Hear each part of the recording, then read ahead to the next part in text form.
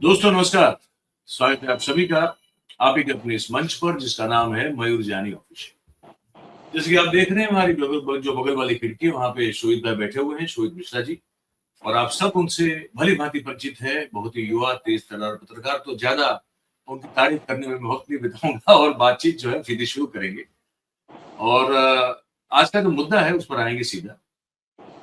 वही हमने देखा कि एक और नया बाबा या कोई गुरु या कोई टाई बाई सूट बूट पहनने वाला, लेकिन लोग पता नहीं किस किस तरह के आशीर्वाद उनसे लेते हुए दिखाई दिए।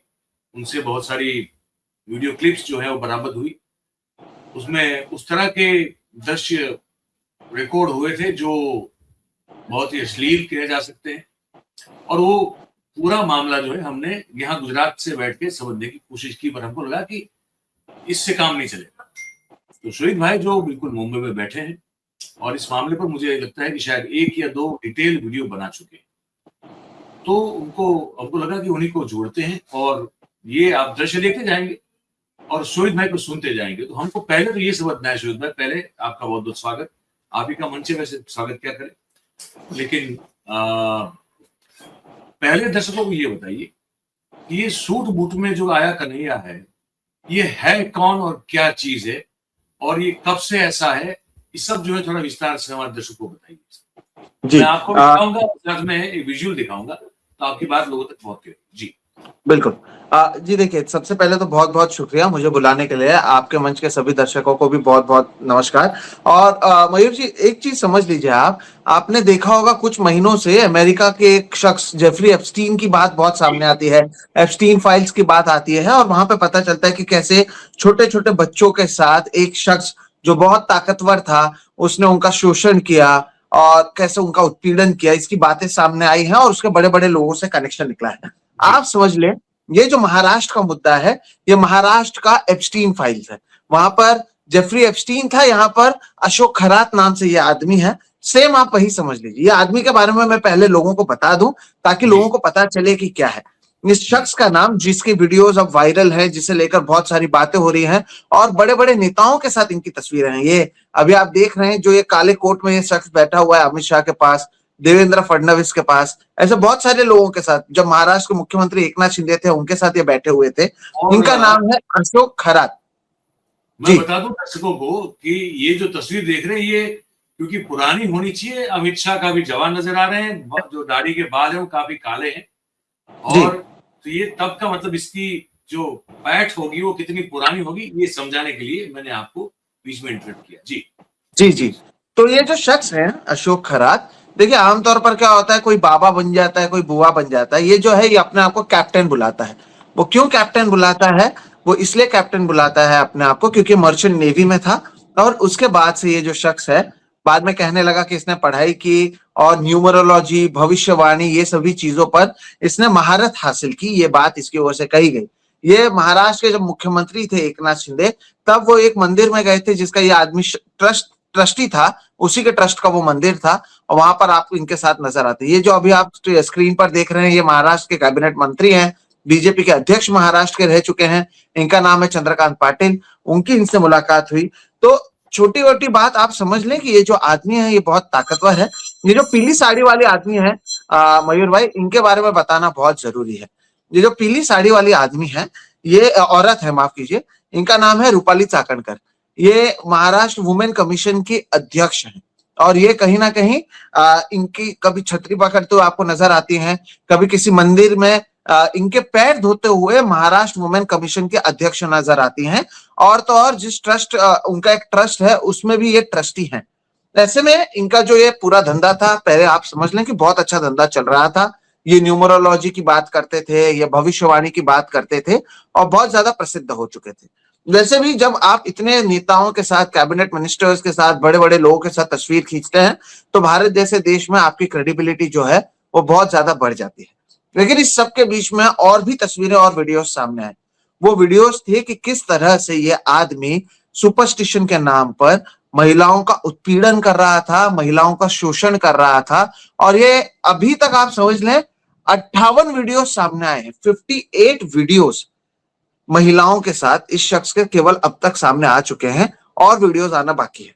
तो समझने वाली बात क्या है, 2-3 चीजें हम शुरुआत में समझते हैं। पहले मर्चेंट नेवी में था, खुद को कैप्टन कहता है, न्यूमरोलॉजी और भविष्यवाणी की बात करता है, बड़े बड़े लोगों के साथ उठना बैठना है। और तो और बाद में हमने ये देखा, ये देखो, ये जो औरत पैर धो रही है रूपाली चाकणकर, ये वुमेन कमीशन की महाराष्ट्र के अध्यक्ष हैं। अगर किसी महिला को कोई परेशानी होती है तो वुमेन कमीशन के पास वो जाती हैं कि मुद्दा उठा। लेकिन वुमेन कमीशन की जो अध्यक्ष हैं, वो जिस आदमी का पैर धो रही हैं, जिनके ट्रस्ट में वो शामिल है, जिनका छतरी वो पकड़ती हैं, उन्हीं पर रेप के आरोप लगे हैं, फ्रॉड्यूलेंट आरोप लगे हुए हैं। और तो और ये जो मामला है वो धीरे धीरे और गंभीर होता हुआ नजर आ रहा है, क्योंकि अब काला जादू की बातें सामने आ रही है। एक दो नहीं, बहुत सारे कैबिनेट मंत्रियों के साथ साथ बहुत सारे विधायकों के डायरेक्ट कनेक्शन की बात आ रही है। और इसलिए मयूर भाई, आपको समझना है कि ये जो मामला है, ये महाराष्ट्र के लिए शर्मनाक भी है और बहुत ज्यादा चिंताजनक भी है कि एक ऐसा राज्य जो अपने आप को प्रोग्रेसिव कहता है, जहां पर एंटी सुपरस्टिशन लॉ पास हो चुका है कि आप यहाँ पर अंधश्रद्धा नहीं कर सकते, वहां पर कैसे अब भी ये बाबा बुआ जो है वो बड़े पैमाने पर मौजूद हैं। हम इनके प्रॉपर्टी के बारे में आगे बात करेंगे। आपको पहले समझना होगा, बहुत जरूरी है और ये बहुत इंटरेस्टिंग है कि ये मामला सामने आया कैसे, हुआ कैसे। तो ये जो बाबा जी हैं, आप समझ लीजिए, इनके खिलाफ अभी तो फिलहाल 8 मामले रजिस्टर्ड है, एसआईटी की ओर से जांच जारी है, सब कुछ शुरू है। लेकिन हुआ कैसे, आपको ये समझना जरूरी है। सालों से ये करते आ रहे थे, महिलाओं को डराते थे, कभी खुद को शिव का अवतार कहते थे, कभी ये कहते थे कि मैं अगर तुम्हें छू रहा हूं तो मैं तुम्हें शुद्ध कर रहा हूं। लेकिन ये जो हमारे बारे में अगर तुमने किसी को बताया तो तुम्हारा पति मर जाएगा, कभी तुम्हारा बच्चा मर जाएगा, मैं शिव का अवतार हूं, मेरे पास दैविक शक्तियां हैं, तुम मेरे ऑरा में हो, you are under my aura, तो तुम्हें कोई चिंता करने की जरूरत नहीं है, ये शुद्धिकरण का काम है। कोई महिला, इसके पास बच्चा, उसे लड़का चाहिए था कि लड़का पैदा हो, उसके लिए गई थी, तो उन्हें ये सारी चीजें कहकर ये आदमी करता क्या था, उन्हें कभी ड्रग्ड वाटर पिला देता था, कभी पेढ़ा में ड्रग्स डाल के उन्हें खिलाता था। और फिर जब वो पूरे होश में नहीं रहते थे, ये अपने दैविक शक्तियों की बात कर, डराने धमकाने का बात करके, अगर तुमने मेरे साथ संबंध नहीं रखा तो तुम्हारा पति मर जाएगा, तुम्हारे बच्चों को सांप काट लेगा, ऐसी बातें करते हुए महिलाओं को बरगलाता था। एक बात मैं आपको बताता हूं, एक 7 महीने की प्रेग्नेंट महिला का भी इस आदमी ने शोषण किया हुआ है। ये कितने घटिया स्तर का आदमी होगा, आप समझ लीजिए, 7 महीने की प्रेग्नेंट औरत का। और यहीं से पूरा खेल आपको मैं बताता हूं कैसे है। एक आदमी था इनके यहाँ पर काम पे रखा था, झाड़ू पोछा मारने के लिए, फोन उठाने के लिए, हाँ, और 8,000 रुपए की तनख्वाह देता था। और देखता था वो कि बड़े बड़े लोग आ रहे हैं, इनके यहाँ पर कैसे बातचीत हो रही है, सभी बातें वो दिखाते थे। एक बार उन्होंने कहा, उनकी जो पत्नी थी वो 7 महीने की प्रेग्नेंट थी, और इन्होंने कहा कि अरे तुम्हारी पत्नी को यहाँ पर बुलाओ, ताकि मैं उन्हें आशीर्वाद दे सकूं, सब कुछ सही हो जाए, तुम्हें तो पता ही है मैं कैसे हूँ कैसे नहीं हूँ। तो अब इतने बड़े बड़े लोग आते थे, और बेचारा गरीब आदमी, झाड़ू पोछा और फोन उठाने वाला आदमी, वो अपनी पत्नी जो 7 महीने की प्रेग्नेंट थी उन्हें ले गया। तो इसने क्या किया, 2-4 मंत्र तंत्र पढ़े, पति को बोला कि चलो अब तुम बाहर जाओ, अभी ये जो पूरा शुद्धिकरण और जो भी पूजा पाठ करना है मुझे करना है। तो पति बाहर चला गया, क्योंकि उसने देखा और भी जो पुरुष थे वो बाहर आ जाते थे। तो उसने उस महिला के साथ जबरदस्ती करने की कोशिश की, उस महिला ने धक्का दिया और घर चली गई। जब वो उसका पति शाम को घर पर आया, तब उस महिला ने कहा कि अरे वो तो फ्रॉड आदमी है, तुम क्या उसे भगवान और ये सारी चीजें कह रहे हो। तो अब भी वो आदमी ने भरोसा नहीं किया, क्योंकि इतने बड़े बड़े लोग आते थे उसके यहाँ पर। फिर जब उसने अपने न पैदा हुए बच्चे की कसम खाई, तब जाकर उसके पति को लगा कि दाल में कुछ काला है। फिर एक दिन उसने क्या किया कि जब ये आदमी मौजूद नहीं था, उसने उस दफ्तर में जहां पर ये सारे काम ये करता था, एक सीसीटीवी छुपा कर लगा दिया। और उससे ही आपको पता चला कि एक के बाद एक इतनी तस्वीरें अब तक सामने आई हुई हैं। ये रहा एक हिस्सा। दूसरा हिस्सा काला जादू का है, अगर मैं भूल जाऊं तो आप बताना, मैं आगे आपको बताऊंगा कि और क्या क्या होता था। लेकिन ये रही बात। अब ये मामला सामने कैसे आपको समझना है। दिसंबर 2025 में ये जो खरात है, जो आरोपी है अशोक खरात जिसका नाम है, वो खुद पुलिस स्टेशन में गया था। हुआ ये कि एक दूसरा आदमी था, कोई दिनेश परब नाम का, उसने वो व्यू वंस नहीं होता कि मैं अगर आपको व्हाट्सएप पर भेजू फोटो, आप एक ही बार देख सकते हो और वो खत्म हो जाता है, तो व्यू वंस करते हुए उसने 4 तस्वीरें भेजी यही आदमी की कॉम्प्रोमाइज्ड पोजीशन में, और उसने 5 करोड़ रुपए मांग लिए। अब ये पुलिस स्टेशन चला गया, इसने कंप्लेन किया कि कोई तो मुझे ब्लैकमेल कर रहा है, ये फेक फोटो है बोलकर उसने मामला रफा दफा कर दिया। तब शायद पहली बार पुलिस को यह अंदाजा हुआ कि कुछ तो गड़बड़ है। फिर उसके बाद 18 फरवरी 2026 को एक औरत को किसी दूसरे शख्स ने उसके व्हाट्सएप पर फोटो भेजा कॉम्प्रोमाइज पोजीशन में और फिर उसे डिलीट कर दिया। तब उस औरत ने एक बार फिर से गई कि अरे मेरे इस बाबा के साथ इन्होंने एआई वीडियो फोटो बनाकर भेजा हुआ है और मुझसे पैसे मांगने की कोशिश की जा रही है, कंप्लेन फाइल हुआ।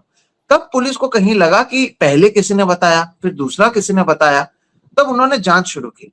तो जब वो जांच कर रहे थे तब ये खरात के यहाँ पे जो काम करने वाला एक शख्स था वो उनके हाथ में आया और उसके पास से 35 वीडियोस मिले और उसने बताया कि कैसे ये बाबा जो है कैसे मैं आपको क्या बताऊं, काला जादू का नाम पर अघोरी प्रक्रिया जो करते हैं, कभी यूरिन पिला देता था, कभी ड्रग्स डाल के कुछ कर देता था। और ये सारी चीजें ये आप अगर वीडियोस देखेंगे इनकी, अब तो ये क्या है ना कि अब ये पकड़े गए तो ऐसे चल रहे हैं और बेचारा अपने आप को दिखा रहे हैं, लेकिन जो तस्वीरें आप अगर सीसीटीवी जो आई हुई थी वो हमने इसलिए भी साझा नहीं किया कि कई महिलाओं की तस्वीरें हैं उसमें, वो आदमी जिस कैबिन में मौजूद है उस कैबिन के बाहर कांच की दूसरी तरफ आप देखते हैं 10-15 लोग बैठे हुए हैं, लेकिन इसके जी बावजूद उसमें इतना अहंकार था या उसे लगा था कि कोई उसे पकड़ नहीं सकता कि इस तरह से वो लगातार एक के बाद एक कई महिलाओं का शिकार बनाते रहा। अब तक 58 मामले तो सामने आ चुके हैं, 58 सीसीटीवी सामने आ चुके हैं। क्या होता है कि वीडियो सामने आने पर महिलाएं डर जाती हैं, उन्हें अपने भविष्य का, उन्हें अपने छवि का, अपने परिवार का डर रहता है, शर्म का डर रहता है। तो ज्यादा महिलाएं सामने नहीं आई हैं, लेकिन 8 अब तक 7 से 8 एफआईआर दर्ज हो चुके हैं और पूरे मामले की जांच की जा रही है। अब इस शख्स को 29 मार्च तक के लिए पुलिस कस्टडी में भेज दिया है। और क्योंकि इनकी तस्वीरें सामने आई थी और जो जिस रूपाली चाकणकर का मैंने बात किया कि जब महिलाओं का ही बलात्कार हो रहा है, उनका उत्पीड़न और शोषण हो रहा है और वुमेन कमीशन की जो अध्यक्ष हैं वो खुद इनके पैर धोती हैं, इनके ट्रस्ट में शामिल है, जब ये सारे सवाल सामने आए तब उन्हें अपने पद से इस्तीफा देना पड़ा है। लेकिन ये जो पूरा मामला है यहाँ पर खत्म होता हुआ नजर नहीं आ रहा है। मैं आपको बताता हूँ कि और क्या क्या जानकारी कम से कम मेरे पास सामने आई है। अब जी पुलिस मामले की जांच कर रही है। जब इसे अदालत में ले जाया गया मयूर भाई, पुलिस की ओर से कहा गया कि ये शख्स नासिक मुंबई से ज्यादा दूर नहीं है और बड़ा शहर है, छोटा मोटा गांव नहीं है। जी अब तक पुलिस का आरोप है कि इसने 5 लोगों की नर बलि दी हुई है इस आदमी ने। फिर ये क्या करता था, अपने पांच कंपाउंडर और लोगों लोगों से की 5 नर बलि की बात कम से कम पुलिस ने कही हुई है। ये जांच का विषय है, लेकिन ये बात जो पुलिस ने अदालत पे कही है मैं आपको बता रहा हूँ। ये क्या करता था, आ, अपने कंपाउंडर या किसी को भेजकर जो इमली के बी नहीं होते, इमली के जी जो इमली के सीड्स होते हैं उसे मंगाता था, उसे घिसता था, उसे थोड़ा चमकाता था, 100 रुपए किलो में लेता होगा और एक एक ऐसे उसे ताकतवर पत्थर या ताकतवर कुछ कहते हुए 10-10 हजार रुपए में उसे बेचा करता था। बाजार से आदमी शहद लेकर आता था और आप यकीन नहीं मानेंगे 1 किलो शहद ये 9 लाख रुपए में बेचता था। क्या बात कर रहे हैं सर। मैं आपको बताता हूँ, हिंदुस्तान टाइम्स का जो आर्टिकल है मैं आपको भेजूंगा भी, वो अगर आप दिखा भी सके। ये इतना हाँ ताकतवर हो चुका था एक जमाने में कि अगर किसी इंडस्ट्रियलिस्ट ने उसे घर पर बुलाया कि मेरे घर की दुर्दशा ये वो देखिए, तो एक विजिट का ये आदमी 50 लाख रुपए लेता था। ये सोचिए आप, महाराष्ट्र में हो रहा है और इसने इतने लोगों को बेवकूफ बनाया, इतने लोगों को एक तरीके से ठगा है।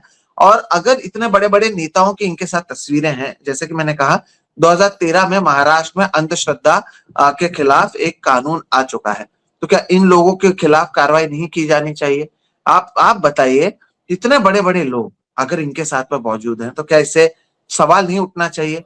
हाँ, मैं ये मानता हूं कि नेताएं हैं, किसी के साथ तस्वीर ले लेते हैं, लेकिन अगर आप फूल दे रहे हैं, सुनील तटकरे यहाँ पर नजर आ रहे हैं, चंद्रकांत पाटिल नजर आ रहे हैं, खुद महाराष्ट्र के मुख्यमंत्री नजर आ रहे हैं, तो एक तरीके से इसमें कहीं ना कहीं जो लोग हैं वो डरते हैं। जेफरी हाँ, एप्स्टीन का मामला आप देखिए क्या था, यही तो था।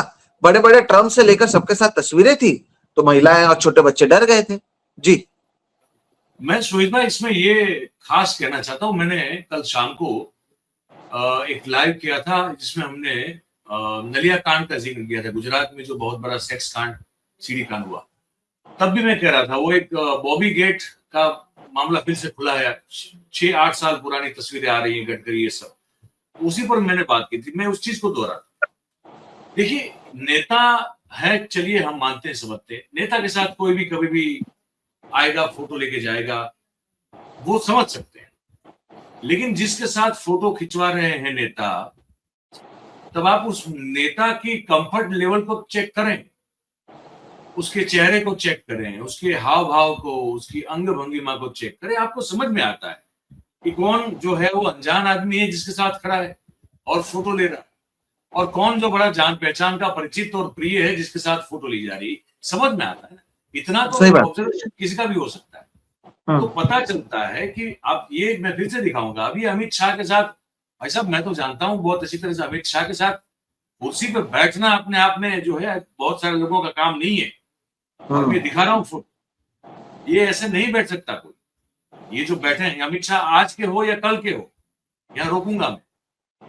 अमित शाह साहब गुजरात के एचएम थे तब के हो या उससे पहले के हो या अब के हो, इस तरह से अगर अमित शाह के साथ आप बैठे हैं, इसका मतलब है कि अमित शाह चाहते हैं कि आप इनके साथ बैठे। कोई भी आके ऐसी फोटो नहीं खिंचवा सकता, ये आप कहो वहां लिख के देने के लिए तैयार। सही बात है। ये समझने वाली बात कि अमित शाह के अगल बगल में कोई ऐसे आके नहीं बैठे।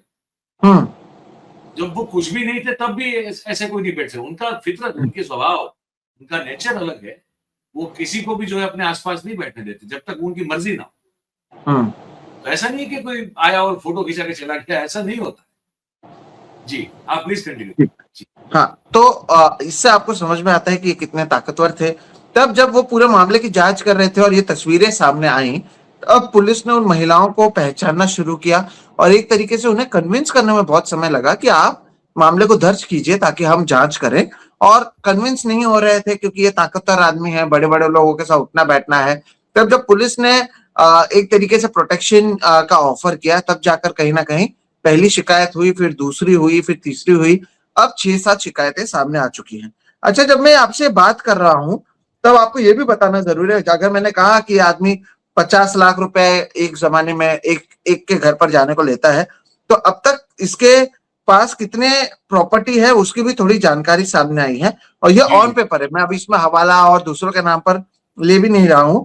लेकिन एक सेकंड, अगर आप मैं, हाँ, तो अब तक के जांच में पुलिस जब इनके घर पर भी गई थी तो 21 लाइव कार्ट्रिजेस मिले थे, 5 एम्प्टी शेल्स मिले थे।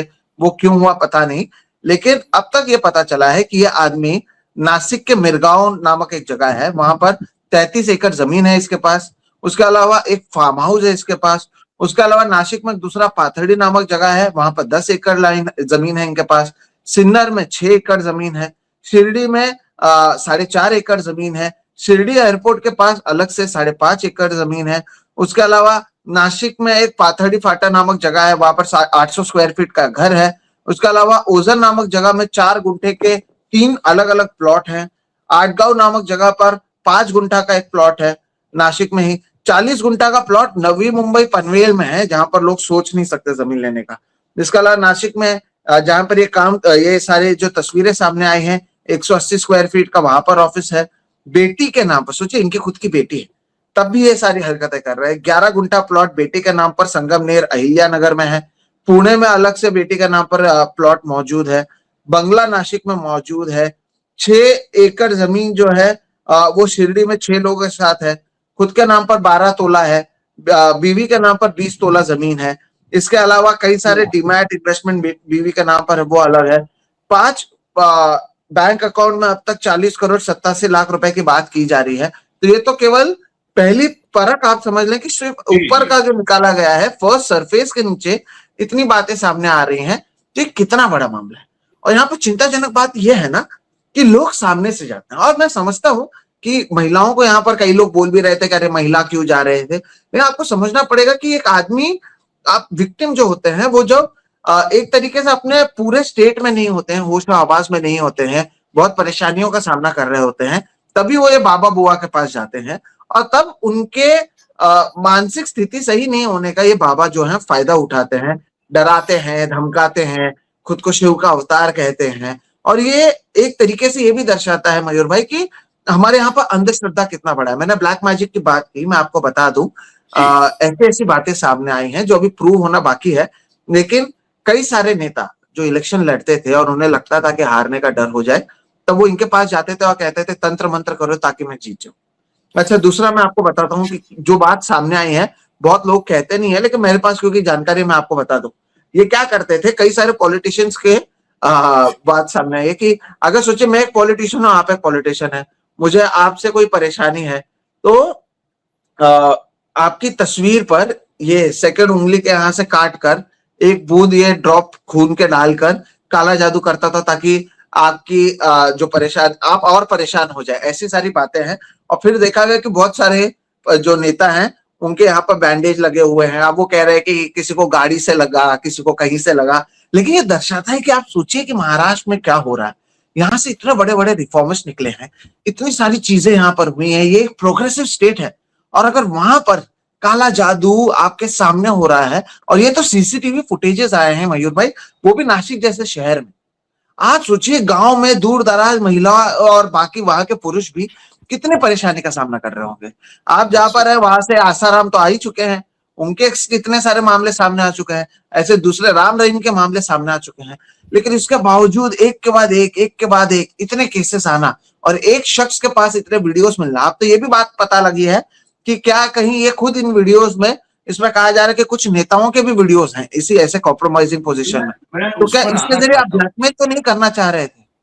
मैं उसी पर आना चाहता हूँ कि वो शख्स जिसकी आप बात कर रहे थे, जिसने वो सीसीटीवी प्लांट कर दिया, वो इतने वीडियोस इकट्ठे क्यों करता रहा? मतलब उसका मकसद क्या था? नहीं, फिर उसके बाद वो निकल गया। उसने जब देखा कि ऐसी चीजें आ रही हैं, तो एक दिन हाँ, उसने सीसीटीवी लगाया। फिर उसके, मैं आपको जो बयान पुलिस को दिया उसके अनुसार मैं आपको बता रहा हूँ, फिर कुछ दिन के बाद उसने सीसीटीवी निकाल लिया और उसे समझ में आया कि अरे मेरी बीवी तो सच कह रही थी। तब उसने नौकरी छोड़कर वो भाग गया। उसके बाद उसने वहां पर काम नहीं किया, क्योंकि उसे लगा ये आदमी बहुत ज्यादा ताकतवर है, और वो निकल गया। लेकिन जब जी, धीरे धीरे ये बातें सामने आई और कुछ तस्वीरें सामने आई, कुछ लोगों को शायद किसी ने सोचा होगा कि इसके थ्रू पैसे लूटे जा सकते हैं, इससे खुद से जब 5 करोड़ रुपए मांगे गए, तब धीरे धीरे ये मामले सामने आए। अब ये जो इसमें आप ये फुटेज भी है, देखेंगे। जी, ये जो क्लिपिंग्स हैं, ये क्या ये कैप्टन अशोक नाम का ये जो धूर्त है, उसने खुद लगाया था कैमरा, या उसको पता नहीं था किसी और ने लगाया था? नहीं, अगर अब किसी इसमें और दो ने लगाया थियरी था है। तो कौन है?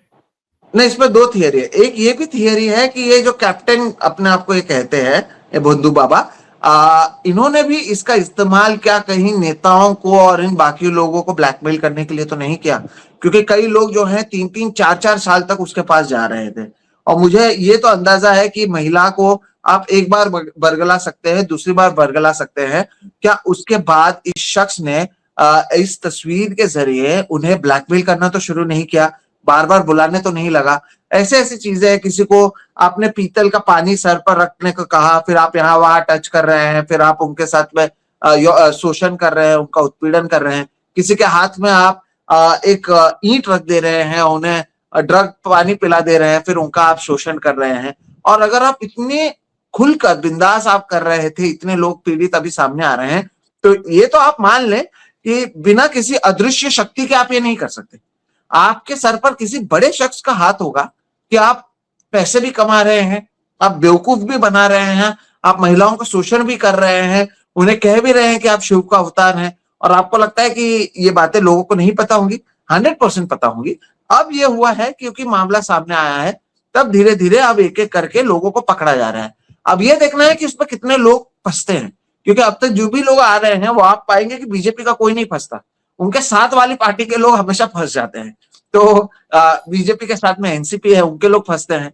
तो ये भी है, और होम मिनिस्ट्री खुद देवेंद्र फडणवीस के पास मौजूद है, तो उन्हें भी पता है कि कौन सी इंफॉर्मेशन लीक करनी है, कौन सी नहीं करनी है, कितना दबाव बनाना है, राजनीति कैसे करनी है। तो ये सारी चीजें सामने आई हैं। लेकिन एक तरीके से आप ये देखें तो एक अंधा कुआं है, और इससे ये समझ में आता है कि हमारे यहाँ पर अब भी कितने बड़े पैमाने पर अंधश्रद्धा मौजूद है। और ये सारी बातें हाउस में खुद देवेंद्र फडणवीस ने ये जानकारी दी है, जितनी भी जानकारी मैंने आपको दी है, क्योंकि आमतौर पर होता यह है कि इसके एफआईआर आपको मिलते नहीं है, क्योंकि लोगों के नाम शामिल होते हैं, तो इनके अपलोड नहीं होते हैं, आप जानकारी सोर्सेस से निकाल लेते हैं। लेकिन ऑन रिकॉर्ड जितनी बातें, वो काला जादू का अगर छोड़ दें, तो बाकी बातें ऑन रिकॉर्ड तो खुद देवेंद्र फडणवीस ने कही है। बाकी तो ऐसे और कितनी बातें हैं जो सामने आ रही हैं, लेकिन वो समय के साथ पता चलेगा। लेकिन अगर खुद उनके अधिकारी नासिक के कोर्ट में कहते हैं कि यहाँ पर नर बलि की बात सामने आ रही है, तो ये मामला बहुत बड़ा होता हुआ नजर आ रहा है।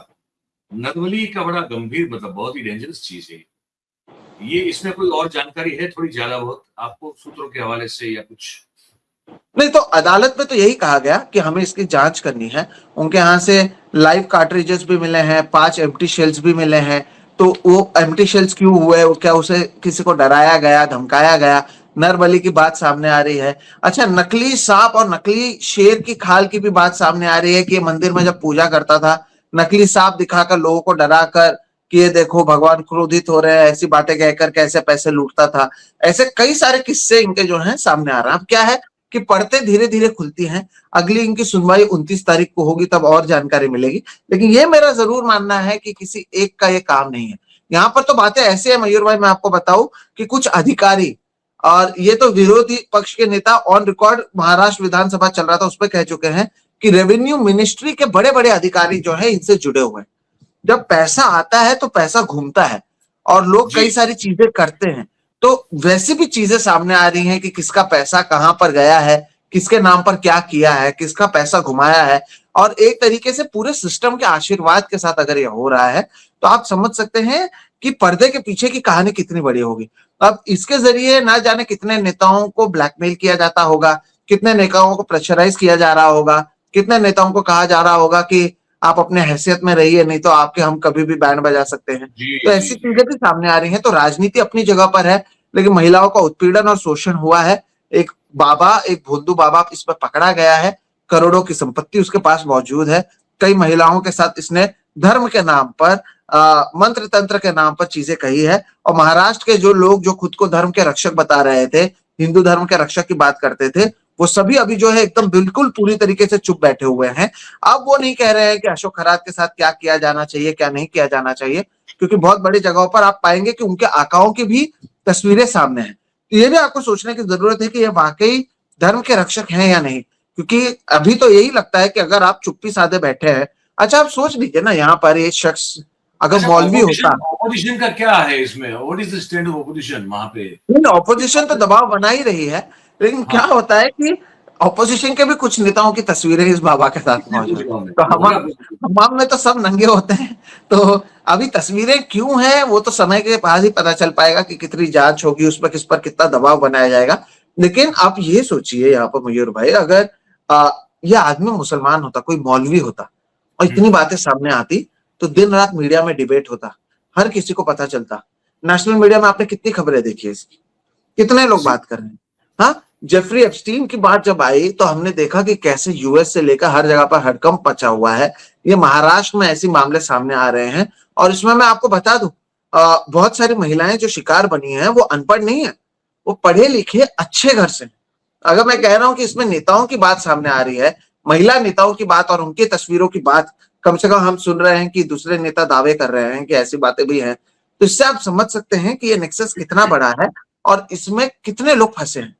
और इतनी सारी चीजें सामने आने के बावजूद अगर आप इस पर चर्चा नहीं करते हैं, और चर्चा होती है कि राहुल गांधी टाइट पैंट पहनते हैं कि लूज पैंट पहनते हैं, तो मीडिया का भी आ, आप एक तरीके से कितनी उनकी प्रायोरिटी कहां पर है, वो बात को भी आप इससे भली भांति समझ सकते हैं। और ये तो मुझे नहीं लगता कि लोगों को कहने की जरूरत है, लेकिन ये दर्शाता है कि कल अगर आप कहीं फंसेंगे तो ये भी देखा जाएगा कि आपको फंसाने वाला हिंदू है या मुसलमान, और उसके आधार पर ही मीडिया में बातचीत होगी। पर सोहित भाई, ये इतना ताकतवर, इतना पहुंचा हुआ, इतना धूर्त, इतना शठ आदमी और इतने सारे राजनीतिज्ञों, मतलब पॉलिटिशियंस के साथ इतने गहरे और घने अंधेरे रिश्ते होंगे इसके, इसकी पोल कैसे, मतलब वो थोड़ा अजीब लगता है कि कहीं तो कोई नाराज हुआ होगा।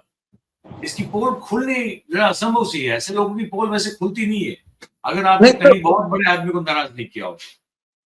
इसलिए तो मैं कह रहा हूं कि इसमें भी राजनीति आती है कि कौन सा ऐसा शख्स है जिसे अभी फंसाने की जरूरत है, कौन सा ऐसा शख्स है जो मेरे लिए आगे जाकर फ्यूचर में चैलेंज बन सकता है, कौन ऐसा है जिसे अभी शांत करने की जरूरत है, कौन ऐसा है जिसे कंट्रोल में रखने की जरूरत है।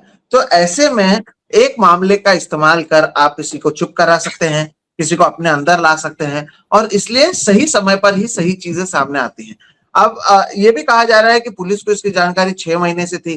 तो अगर 6 महीने से जानकारी थी तो इकट्ठा करने के लिए सबूत कह रहे हैं कितना समय लगा, तो उतने में क्या सभी लोगों के नाम सामने आए हैं, या फिर उन्हीं लोगों के नाम सामने आए हैं जो दूसरे पॉलिटिकल पार्टी से आते हैं? क्या बीजेपी के नेताओं के भी बात सामने आएगी? ऐसे कई सारे सवाल हैं जिसके जवाब नहीं मिले हैं। लेकिन जैसे कि मैंने कहा, अब ये केवल शुरुआत है। अब जब ये जांच आगे बढ़ेगी और जानकारी मिलेगी तब पता चल पाएगा कि और क्या है क्या नहीं। लेकिन आप ये भी समझ लें यहाँ पर मयूर भाई कि इस एक मामले के जरिए कई पॉलिटिकल जो राइवलरी है उसे सेटल करने की कोशिश की जाएगी। अब तुम मेरे इशारों पर चलोगे, ये बात कही जाएगी, और अगर आप नहीं मानोगे तो आपकी भी तस्वीरें सामने आएंगी। ये बात आप समझ लीजिए। तो ये इसे आप अपने राइवल्स को चुप कराने के लिए, पॉलिटिकल सेटलमेंट्स कराने के लिए, उसके लिए भी करेंगे। तो एक मामला जब खुलता है और हवाम में सब नंगे हैं, तो कौन सा नंगे की तस्वीर सामने आएगी, वो तय करने वाले लोग ही तय करते हैं कि कौन ताकतवर रहेगा और कौन अब अपने पीछे लाइन में खड़ा रहेगा। तो ये भी बातें जो है लोगों को समझनी चाहिए कि जो चीजें दिख रही हैं पर्दे के पीछे, उससे कई ज्यादा चीजें हमेशा होती हैं, और कुछ इशारों में मैंने अंदाजा दे दिया लोगों को कि कैसे चीजें की जाती। बिल्कुल। और मैं साथ में जोड़ दूं कि हमारे यहाँ, जैसे मैंने शुरुआत में जिक्र किया कि नलिया कांड जो हुआ, जयंती भानुशाली और वो वाला मामला, तो उसमें भी एसआईटी बनी थी एक 2017 में, और उस एसआईटी के जरिए फिर जो भी जांच वाच हुई, और फिर 2025 में भूज के सेशंस कोर्ट ने फैसला दिया और सभी एक्यूज को बाइज्जत बरी किया। उसमें ज्यादातर लोग भाजपा से जुड़े हुए लोग थे, और खैर उस पर लंबी बातचीत मैं कर चुका हूं। तो मतलब कहने का तात्पर्य ये है कि इस सब में जांच बिठाई जाती है। शुरुआत में बड़ा माहौल गर्म होता है, मैं और शोहित भाई जैसे लोग जो हैं बातें बहुत करते हैं, हो सके उतना हम लोग इसको फॉलो अप करने की कोशिश करते हैं, लेकिन अंततः फिर 6 महीने 8 महीने में चीजें जो हैं वो ठंडे बस्ते में डाल दी जाती है, फिर याद नहीं होता, दुनिया आगे बढ़ती रहती है। हम भी जो है फॉलो अप की हद है, उससे ज्यादा कितना करेंगे। तो उसके बाद फिर जो इनको, जैसे अभी शोहित भाई ने कहा, ये महत्वपूर्ण बात है कि वो 1 साल का टाइम, 1.5 साल के टाइम के भीतर फिर सत्ता में बैठे हुए लोग शतरंज खेलते हैं, और किसको कहाँ दबाना है, किसको कहाँ हटाना है, किसको उठाना है, किसको पटकना है, ये सब इस मैं इसका मयूर जांच भाई के देखते। इसका एक उदाहरण दे देता हूं मैं आपको। 2024 में ये सरकार वापस आई, आप उसके बाद से सरकार के टाइमलाइन को देखिए। पहले एक शख्स थे, एक मंत्री थे, धनंजय मुंडे, उनका इस्तीफा लिया कि क्योंकि कुछ परेशानियां उनके सामने आ रही थी। धनंजय मुंडे किस पार्टी से थे? एनसीपी अजित पवार से। फिर उसके बाद एक माणिकराव कोकाटे करके हमारे खेल मंत्री थे, वो रमी खेलते हुए मिले थे, उन्हें इस्तीफा देना पड़ा। वो किस पार्टी से आते थे? एनसीपी अजित पवार से। रूपाली चाकणकर जिन्हें अब इस्तीफा देना पड़ा, वो किस पार्टी से आती हैं? एनसीपी अजित पवार।